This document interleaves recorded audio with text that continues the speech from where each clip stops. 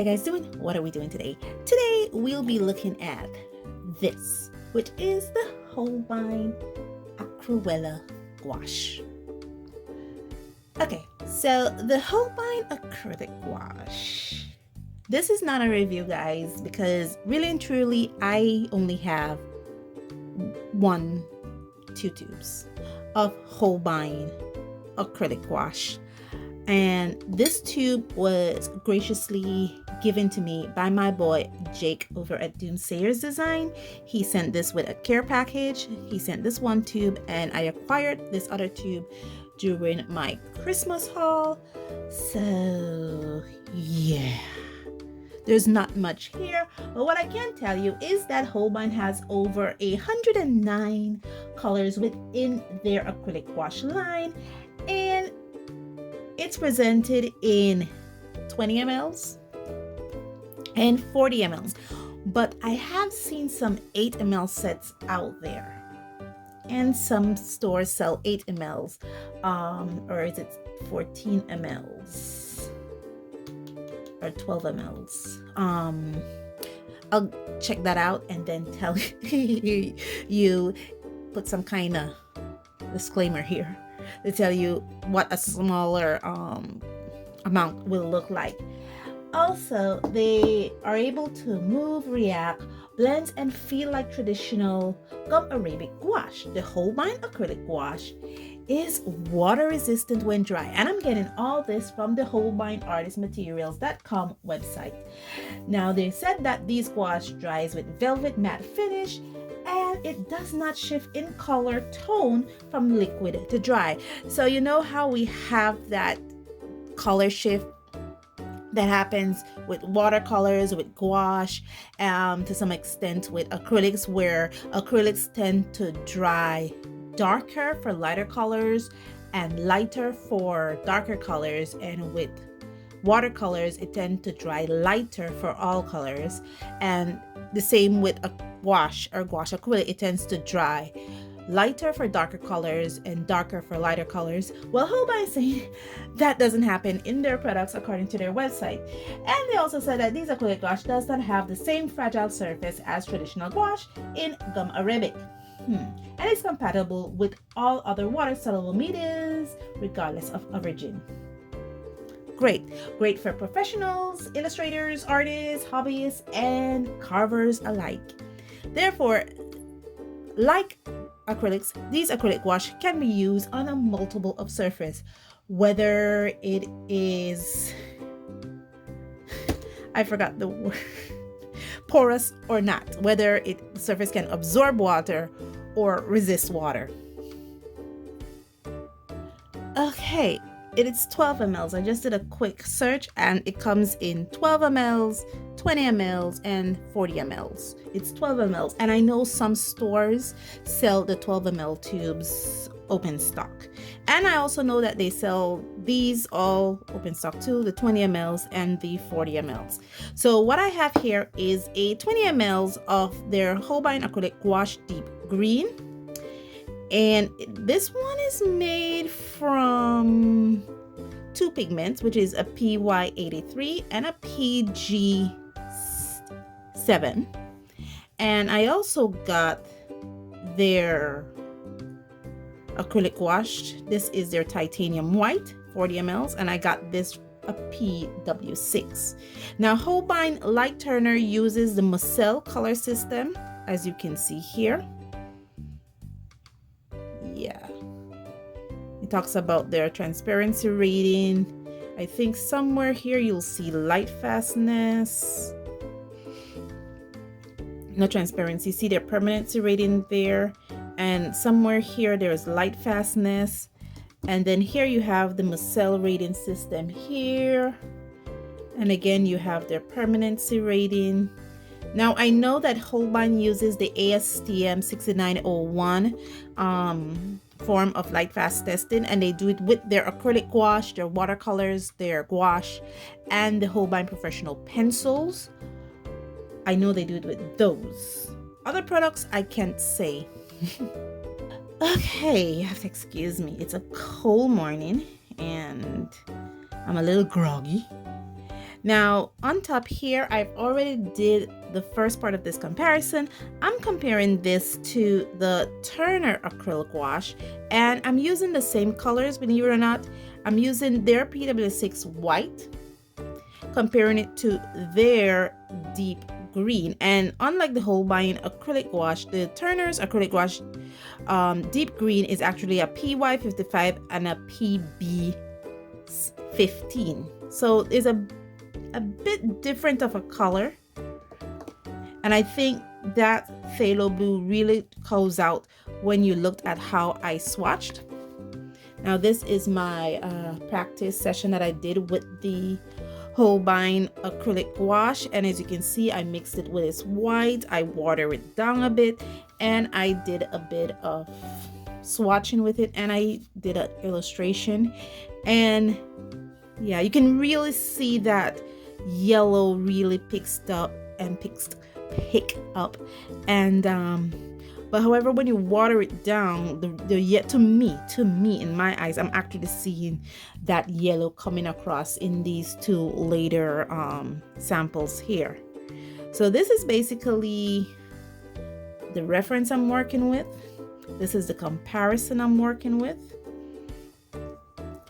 And I drew lemon. Let me bring you in a bit closer. A little closer for you guys to see what I'm doing, because I won't use any easels with this. Now, you see what I'm doing. I'm not working with much. I don't know why I'm blabbering for. So let me quit that out and get to the painting.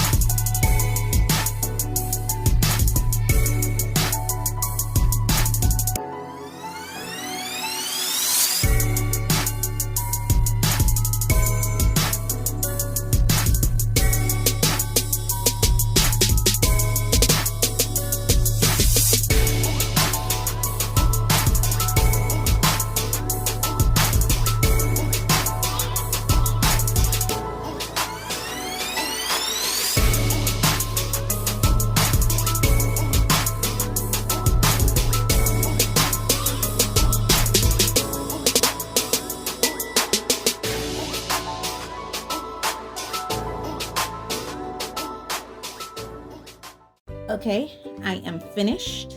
Let me bring you guys a bit to the words. Yeah. I think I kind of waste a bit of white paint. And I didn't put much paint there, as you noticed. It was only about, what, half of an ml I put. Literally just one glob. And I didn't use much of it. That adds to the pigmentation of this this paint, that it does pack a lot of vibrancy for its buck. Okay, so I'm just gonna put a color reference here to show them what I'm working with. Since I had it for the first one, why don't I just continue it for the second one?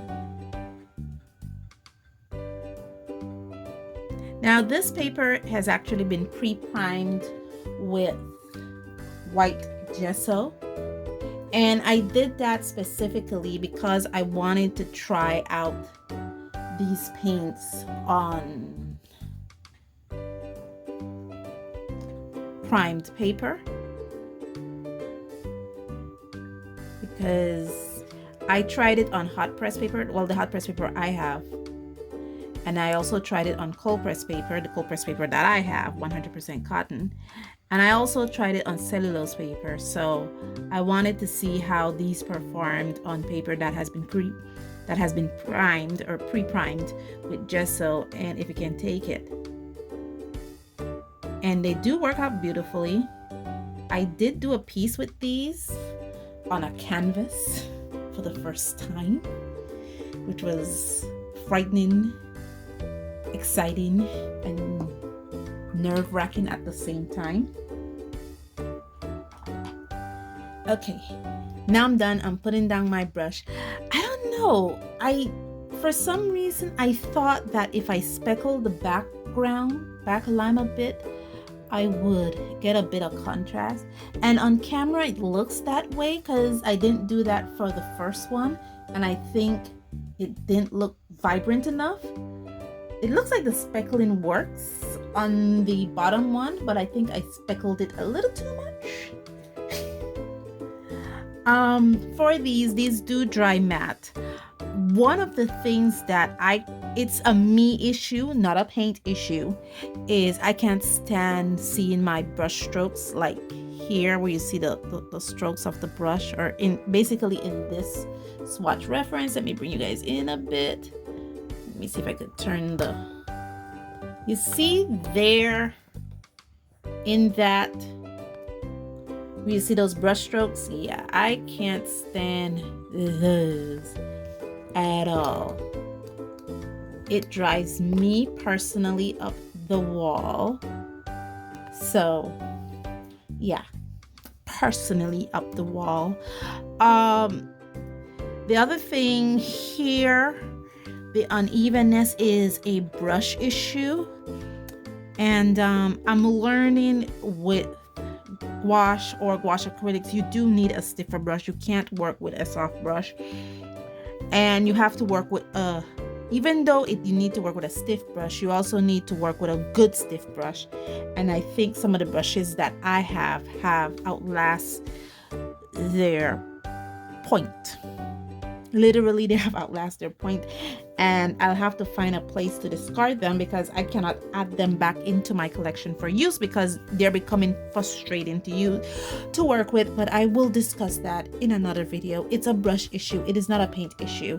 These paints were a joy to work with.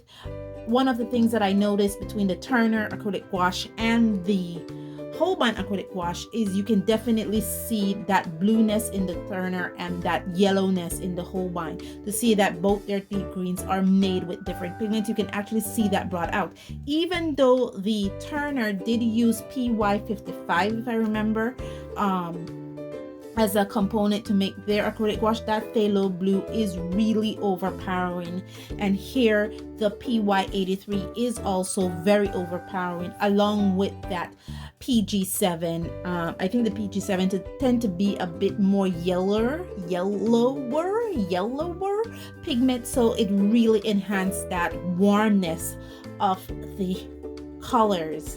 And both PW6, in my eyes, this haven't dried yet, performed the same. They look the same. The manufacturers treated them the same, and it was beautiful to work with. Now, this is not a comparison between Holbein. Well, it is a comparison between the Holbein acrylic gouache and the Turner's acrylic gouache, but only two of their colors because I really only have two paints here.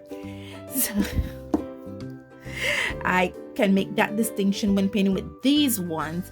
Perhaps if I had a bigger set of the Holbein, my opinion will differ, but for right now, this is where it's at. The one good thing is vibrancy. I didn't need to use a lot of paint to bring out the vibrantness that I wanted. Any limitations on painting, it's actually limitations on my skill level, not necessarily on the paint itself. I am gonna put this away so it can dry. I am believing this is like the last one that is left in the deep dive into gouache, last one that is left when it comes to painting wise. We still have to look at brush, paper, and conclusions because we have done a lot of paintings with this and basically reviewed the paintings we have done. With all that said, guys, let me know what you think of this in the comments below.